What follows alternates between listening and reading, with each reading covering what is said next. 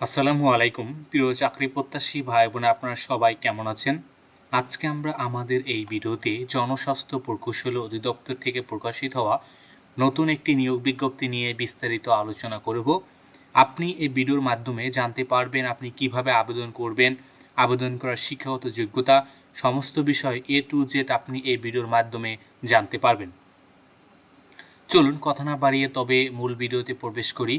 মূল ভিডিওতে প্রবেশ করার আগে আপনাদের কাছে একটি অনুরোধ, আপনি যদি আমাদের চ্যানেলে নতুন হয়ে থাকেন তবে আমাদের চ্যানেলটি সাবস্ক্রাইব করতে ভুলবেন না।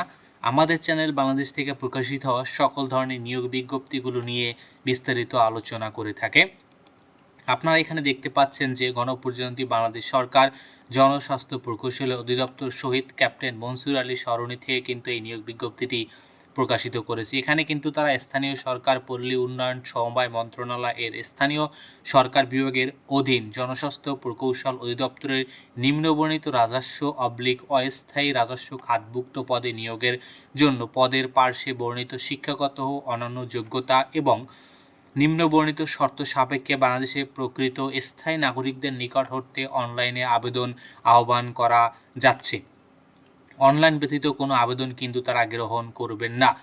এখানে কিন্তু রাজস্ব এবং অস্থায়ী পদ দেখে আপনারা অনেকেই কিন্তু বিভ্রান্ত হতে পারেন বা চিন্তিত হতে পারেন।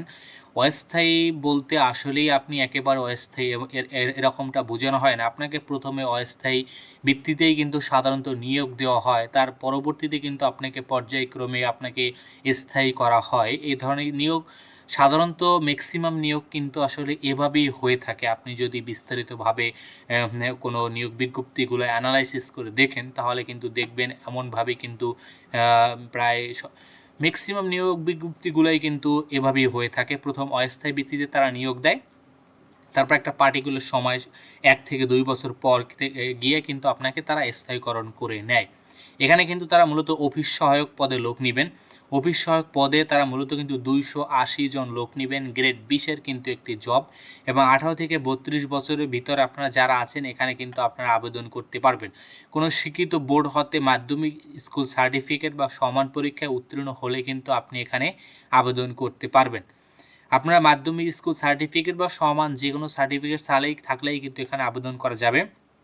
এবং এখানে কিন্তু 18 থেকে 32 বছরের ভিতরে যারা আছেন আপনারাই শুধু কিন্তু আবেদন করতে পারবেন। এর বাইরে আপনারা যারা আছেন তারা কিন্তু এখানে আবেদন করতে পারবেন না। আপনাদের কিন্তু অনলাইনের মাধ্যমে আবেদন করতে হবে এবং আবেদনের কিন্তু তারা একটি বিষয় বলে দিয়েছে। ইতিপূর্বে কিন্তু এই নিয়োগ বিজ্ঞপ্তিটি একবার প্রকাশিত হয়েছিল 28/1/2025 তারিখে প্রকাশিত নিয়োগ বিজ্ঞপ্তির অফিস সহায়কের বিপরীতে যারা আবেদন করেছেন তাদের কিন্তু উক্ত নিয়োগ বিজ্ঞপ্তিতে পুনরায় আবেদন করার প্রয়োজন নেই। এটি কিন্তু পূর্বে একটি নিয়োগ বিজ্ঞপ্তি প্রকাশিত হয়েছে। আপনি কিভাবে নিয়োগ বিজ্ঞপ্তি চেক করবেন? আপনি কিন্তু আপনার পূর্বের নিয়োগ বিজ্ঞপ্তিতে এখানে স্মারক নম্বর দেখবেন। স্মারক নম্বর কিন্তু সবসময় ব্যতিক্রম হয়ে থাকে। স্মারক নম্বর দেখবেন এবং শেষের অংশটা দেখবেন এখন বর্তমান আছে কিন্তু 531। পূর্বে যেটা প্রকাশিত হয়েছিল সেটা কিন্তু ছিল 538। তো এই স্মারক নাম্বারটা দেখবেন। আপনি ওই স্মারক নাম্বার যদি ওই স্মারকে আপনি আবেদন করে থাকেন তাহলে কিন্তু আপনার বর্তমানে আর আবেদন করার কোনো প্রয়োজন নেই। এখানে আপনারা যারা আবেদন করতে ইচ্ছুক তারা কিন্তু dphe.teletalk.com.bd ওয়েবসাইটের মাধ্যমে আবেদন করতে পারবেন। আবেদন কিন্তু শুরু হবে কিন্তু 10 জুন থেকে আবেদন শুরু হয়েছে এবং আবেদন কিন্তু চলমান থাকবে 8 জুলাই 2026 পর্যন্ত বিকেল 4টা পর্যন্ত কিন্তু আপনি আবেদন করতে পারবেন। আবেদনের কিন্তু খুব একটা বেশি সময় নেই, তাই আপনারা তাড়াতাড়ি আবেদন করে ফেলবেন। এবং আপনারা আবেদন করার পর আপনাদের কিন্তু মাত্র 56 টাকা কিন্তু অনলাইনের মাধ্যমে পে করতে হবে আবেদন করার 72 ঘন্টার ভিতরে।